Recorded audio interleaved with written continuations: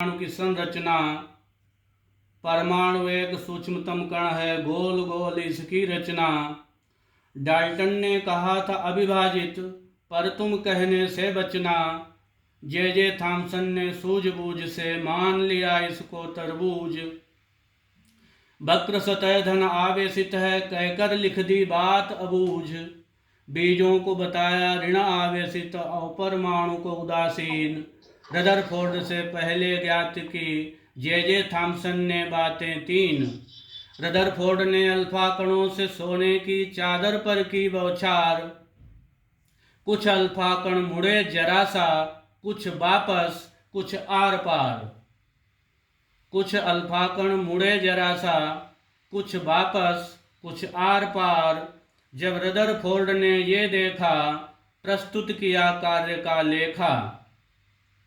परमाणु के भीतर संचित है अल्फा कण जैसा धनावेश। अल्फा कणों को वापस भेजा जिसने बनकर के दृढ़ ठेस। उस धनावेश को नाभिक जाना, जहां प्रोटॉन और न्यूट्रॉन। रदरफोर्ड ने दिया जगत को इस प्रकार नाभिक का ज्ञान। तो नाभिक की खोज किसने की थी, ये बच्चे को अलग से याद करने की जरूरत ही नहीं पड़ेगी। अल्फा कण पर था धनावेश, सो खींच ले गया ऋणावेश। अल्फा कण जहाँ से मुड़कर निकले, माना वहीं पर ऋणावेश। अल्फा कण निकले जहाँ आर पार, वो भाग रहा होगा खाली।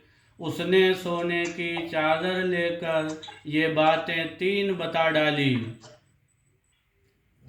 नील्स बोर ने दिखाया जोश, खोजे के यल यमयन कोष।